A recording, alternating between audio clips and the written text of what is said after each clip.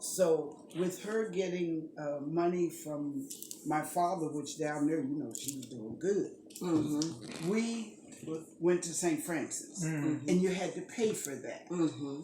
Private school. Yes, well, she was able to pay for that. And there was ladies would stop on the street and say, "What is your name?"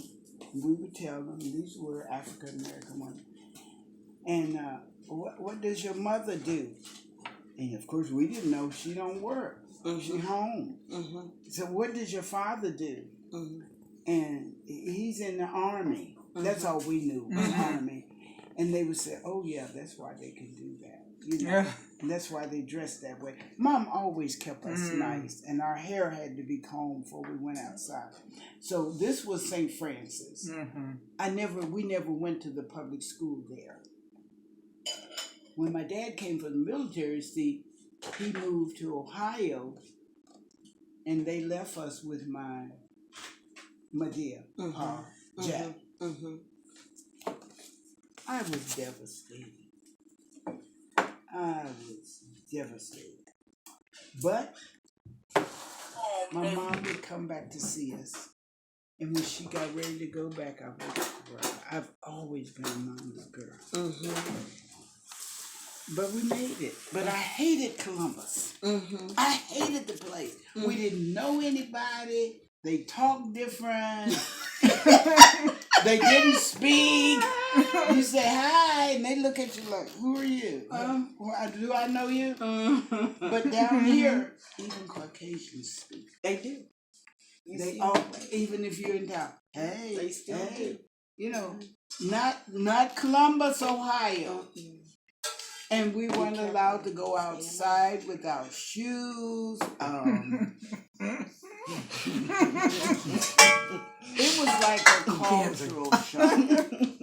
And then when we went to school, the kids made fun of us because we talked different. And that's why they say I fight. My brothers, my sister, they would not defend themselves. And like I say, I've always been family. Every day I had a challenge. I had to speak out and let them know, "Oh, you don't mess with him." John wouldn't even fight. So every other day, and Lucy was mouthy, but she wouldn't fight. So she would start something. Even when we were in St. Francis, she would start something. I had to finish it. She'd come home and say, "Sutter," whatever his name was, he pushed me into this white lady's yard. And, the walk was up here, and I said, "Okay, I'll walk with you." She didn't even walk home with us. She walked with Doc Ollie. You've heard Cousin Believe talk about Doc Ollie's niece across the road from where we lived on Perry Street. We get there, and she said, "This is good." Boom! Over in the ladies' yard, we walk on. He wouldn't mess with her. But it wasn't that I didn't start it. No, I never started. I never started, but I was a finisher. Yes, that's right. Yeah. You gonna mess with? And then you probably had a little reputation when they seen you coming. They's like, don't mess. That's her brother. That's her sister. It was really something. It was an experience. But when we came here, we didn't have any heads up on what it was like. And when we came on the bus through the mountains, I had never seen mountains before. We lived in a flatland. And as we traveled through the mountains, when you come around some of those mountains, there's a deep cliff. And I thought, we're going to go over. There could not be an end to this road. The mountains on one side and this deep, you can't even see the end of it. I was like, oh, and I didn't think my parents would take me somewhere that was dangerous, but it looked like they had put my life in danger.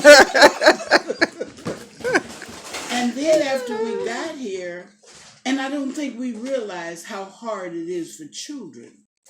you know, we say children are flexible. Yes, they are. But the cultural shock, it was tremendous. We didn't speak the same language. We used words like tote and chunk, and theirs was carry and throw.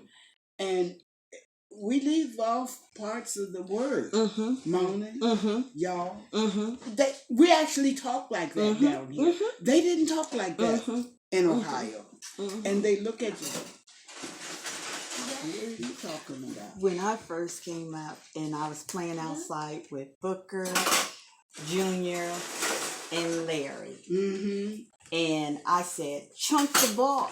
Yes. They just fell on the ground laughing. I was like, why are you laughing? I remember that.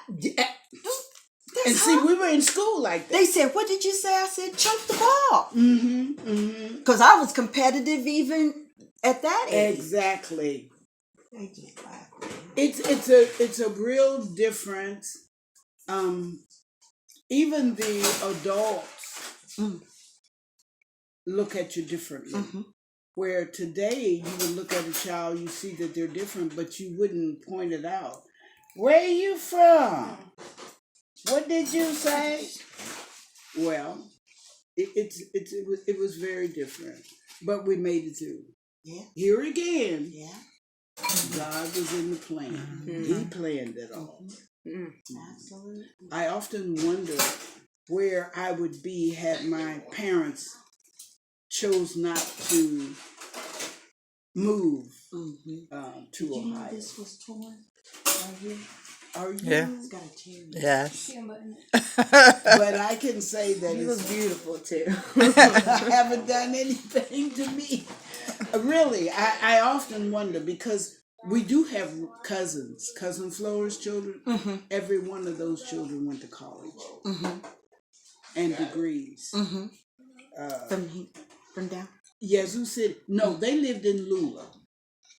Lula, Mississippi. Lula, Mississippi. Huh? We passed Lula on the way up here. Okay, Cousin Belina, they're in the north east Mississippi. We were in the southwest, almost to the Mississippi River. I'm here. It's even warmer. Good morning. Good morning, good morning, good morning. Everything good? Thanks for the cover.